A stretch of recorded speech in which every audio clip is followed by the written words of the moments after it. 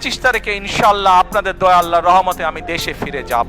রাজনৈতিক আশ্রয়ে দীর্ঘদিন লন্ডনে থাকার পর অবশেষে 25 ডিসেম্বর দেশে ফিরছেন বিএনপির ভারপ্রাপ্ত চেয়ারম্যান তারেক রহমান। তার এই প্রত্যাবর্তন ঘিরে সারা দেশে তৈরি হয়েছে উৎসবের আমেজ। তারেক রহমান দীর্ঘ 17 আমাদের নেতা 17 বছর পর আসতেছে।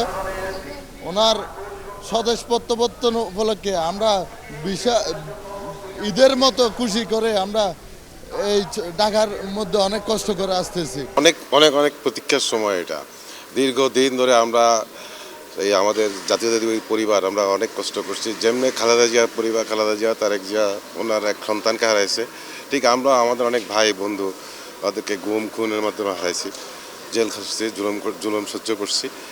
আগামীতে বাংলাদেশ গঠন করার জন্য একটা সমৃদ্ধিশীল সবার বাংলাদেশ, সবার আগে বাংলাদেশ, এই স্লোগান নিয়ে তারেক রহমান যেভাবে দেশে ফিরতেছে আমরা ওনাকে স্বাগত জানাবো এবং আমরা সকলে মিলে এই বাংলাদেশকে একটি সমৃদ্ধশীল রাষ্ট্র হিসেবে গড়ে তোলার জন্যই আমরা ঢাকা সরছি। তারেক রহমানের দেশে ফেরা নিয়ে নানা কার্যক্রম হাতে নিয়েছে বিএনপি। সরকারের তরফে নিরাপত্তায় নেওয়া হয়েছে ব্যাপক প্রস্তুতি। দলের ভারপ্রাপ্ত চেয়ারম্যানের অভ্যর্থনায় এদিন বিপুল গণজমায়েত হবে বলে জানানো হয়েছে বিএনপির পক্ষ থেকে। সারা দেশ থেকে নেতাকর্মীরা আসতে শুরু করেছেন রাজধানীতে।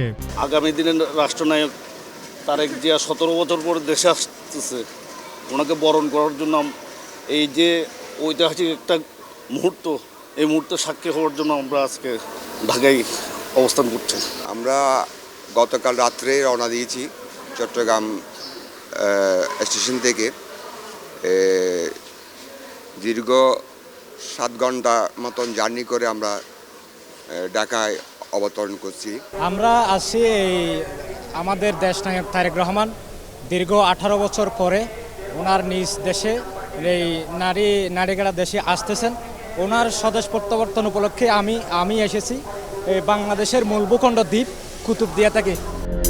তারেক রহমানের দেশে ফেরা উপলক্ষে আয়োজিত কর্মসূচিতে নেতাকর্মীদের ঢাকায় আনার জন্য 11টি বিশেষ ট্রেন চালু করতে যাচ্ছে বাংলাদেশ রেলওয়ে। বিএনপির আবেদনের প্রেক্ষিতে ভাড়ার বিনিময়ে বুধবার রাত থেকে এসব ট্রেন চলাচল করবে। বিএনপির ভারপ্রাপ্ত চেয়ারম্যান জনাব তারেক রহমানের আগামী 25 ডিসেম্বর বাংলাদেশে শুভাগমন উপলক্ষে বাংলাদেশ রেলপথ মন্ত্রণালয় এবং বাংলাদেশ রেলওয়ে বিভিন্ন রুটে প্রায় 11টি স্পেশাল ট্রেন মঞ্জুর করা হয়েছে। অলরেডি বিএনপির পক্ষ থেকে চাহিদা সাপেক্ষে, ভাড়া প্রদান সাপেক্ষে 11টি ট্রেন মঞ্জুর করা হয়েছে। আর আগামীকালকে সমাবেশকে উপলক্ষে আমাদের বাংলাদেশ রেলওয়ে, আপনারা জানেন যে সেবাধর্মী প্রতিষ্ঠান, যাত্রী নিরাপত্তাকে প্রাধান্য দিয়ে আমাদের পক্ষ থেকে যেসব অ্যাক্টিভিটিস আমরা করে যাচ্ছি, আমাদের আইন শৃঙ্খলা বাহিনী সংশ্লিষ্ট যারা আছে, আমাদের জিআরপি, বাংলাদেশ রেলওয়ে নিরাপত্তা বাহিনী, তাদেরকে অবহিত করা হয়েছে। আমরা আশা করছি যে কালকে অন্য কোনো, যদি আল্লাহ না করুক, কোনো অসুবিধা না হলে আমরা আমাদের উপর যে অর্পিত দায়িত্ব যথাযথ পালন করব। যে 11টি রোডে ট্রেন সারা দেশ থেকে ঢাকায় আসবে সেগুলো হলো পঞ্চগড় ঢাকা পঞ্চগড়, খুলনা ঢাকা খুলনা, চাটমোহর ঢাকা ক্যান্টনমেন্ট চাটমোহর, যশোর ঢাকা যশোর, কক্সবাজার ঢাকা কক্সবাজার, জামালপুর ময়মনসিংহ ঢাকা, টাঙ্গাইল ঢাকা টাঙ্গাইল, ভৈরব নরসিংদী ঢাকা, জয়দেবপুর ঢাকা ক্যান্টনমেন্ট জয়দেবপুর, নাটোর ঈশ্বরদী তেজগাঁও, লালমনিরহাট ঢাকা লালমনিরহাট। প্রায় 17 বছর পর নিজ দেশে ফিরছেন বিএনপির ভারপ্রাপ্ত চেয়ারম্যান তারেক রহমান। 25 ডিসেম্বর তার স্বদেশ প্রত্যাবর্তন উপলক্ষে রাজধানীর সন্নিকটে আয়োজিত হতে যাচ্ছে এক সমাবেশ। সেই সমাবেশে যোগদান করতে দেশের বিভিন্ন প্রান্ত থেকে বিএনপির নেতাকর্মীরা প্রবেশ করছেন রাজধানীতে। আজ সকাল থেকেই কমলাপুর রেল স্টেশন দেখা গিয়েছে বিভিন্ন সময় বিভিন্ন ট্রেনে করে দেশের বিভিন্ন প্রান্ত থেকে বিএনপির নেতাকর্মীরা প্রবেশ করছেন রাজধানীতে। এদিকে এই বিশেষ ট্রেনগুলো চলাচল নিশ্চিত করতে নিয়মিত চলাচলকারী কিছু ট্রেনের স্বাভাবিক যাত্রা একদিনের জন্য বাতিল করা হয়েছে।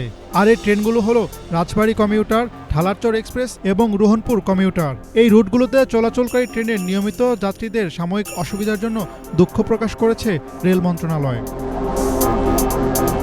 হাসনাত জুবায়ের, বাংলা ভিশন, ঢাকা।